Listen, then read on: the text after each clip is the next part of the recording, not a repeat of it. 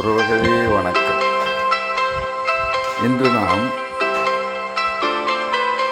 ஒரு சுற்றுலா மேற்கு தொடர்ச்சி மலையில் இருக்கிற ஒரு பிரசித்தி பெற்ற வரலாறு மிக்க 2000 வருஷம் பழமையான ஒரு கோட்டையை பற்றி இப்போ பார்க்க போகிறோம். இது எங்கே இருக்குன்னா நம்ம மகாராஷ்டிரா மாநிலத்தில் புனேக்கு ரொம்ப அருகில், அதாவது 45 கிலோமீட்டரில், புனேலேருந்து 45 கிலோமீட்டர் தூரத்தில் இது அமைஞ்சிருக்கு. இதனுடைய சிறப்பு என்னன்னு சொல்லிடுச்சுன்னா, பழமையான கோட்டை. ஒரு காலத்தில் முகலாயர்கள் இதை கைப்பற்றிடுறாங்க. இதை சிவாஜி மன்னர் போர் தொடுத்து போராடி வெற்றி கண்டு இதை மீட்டெடுத்து தான் வரலாறு. இந்த கோட்டை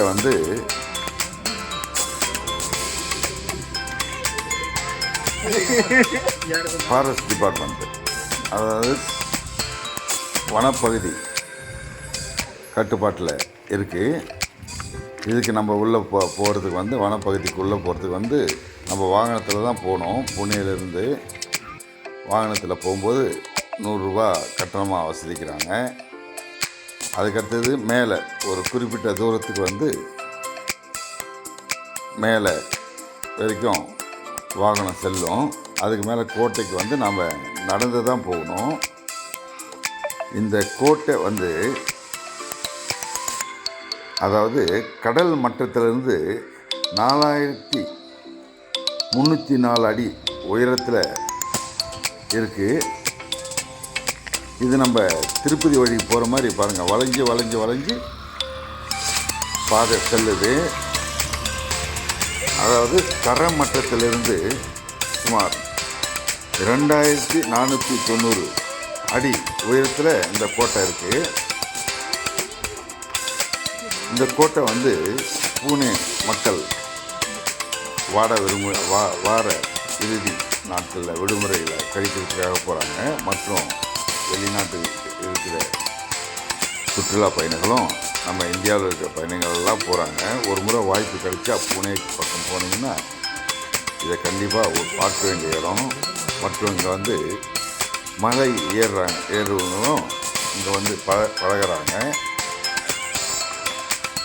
அதாவது இந்த கோட்டையின் பெயர் சிங்கா காட் கோட்டை என பெயர்.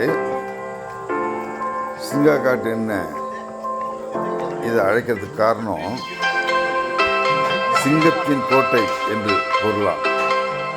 கொண்டானா என்றும் இந்த கோட்டையை அழைக்கிறாங்க.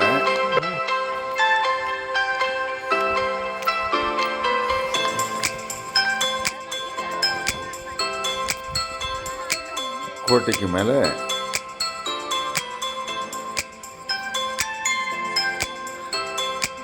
தொலைக்காட்சி ஒளிபரப்பும் செய்யப்படுது. மேலே வானொலி நிலையத்தினுடைய அங்கே மேலே வச்சுருக்காங்க. 2000 வருஷத்துக்கு முன்னாடி கட்டிட்டு அந்த கோட்டையை பார்த்தா பிரமிப்பாக இருக்குது. இது மேலே நம்ம ஏறி போய் வரும்போது மாலை நேரத்தில் போகும்போது இங்கே பனி மழை சூழ்ந்திருக்கு பாருங்கள். மேலேருந்து பார்த்தா புனே நகரம் தெரியும். இங்கே ஒரு அரிய வகை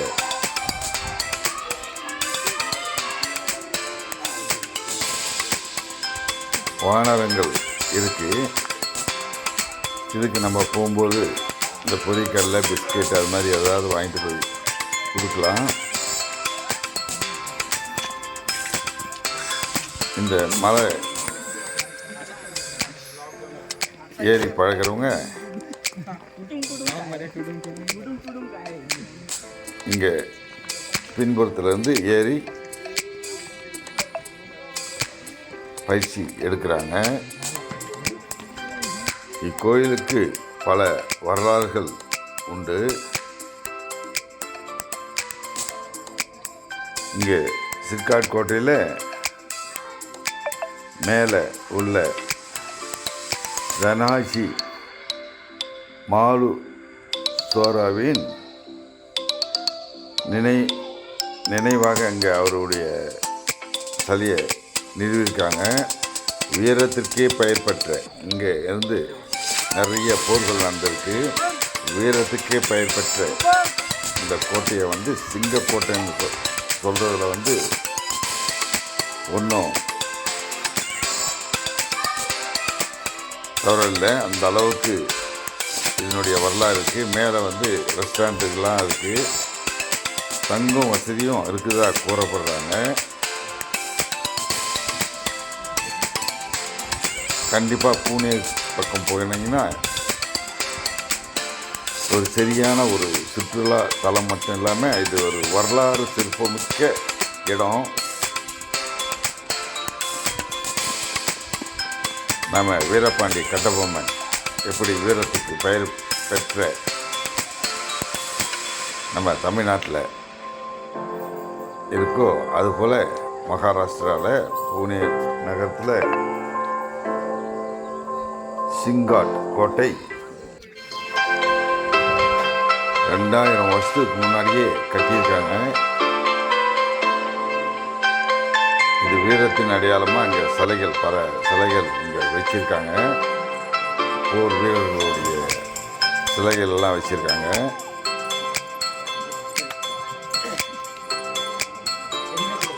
பார்க்கவே ரொம்ப பிரமிக்கத்தக்க மாதிரி இருக்குது.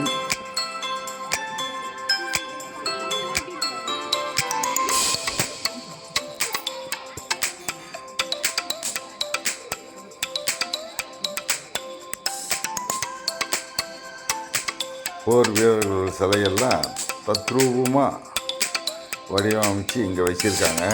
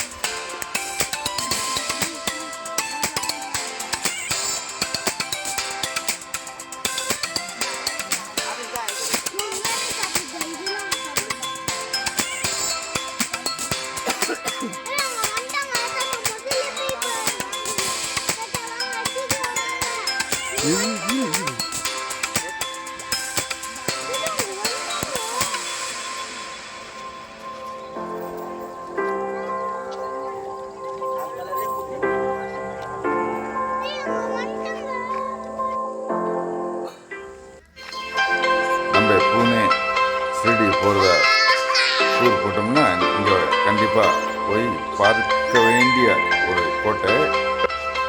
இந்த கோட்டையை தவற விடாதீங்க. பூனாக்கு போனால் சப்ஸ்கிரைப் பண்ணுங்கள், ஷேர் பண்ணுங்கள். வணக்கம், வாழ்க வளமுடன்.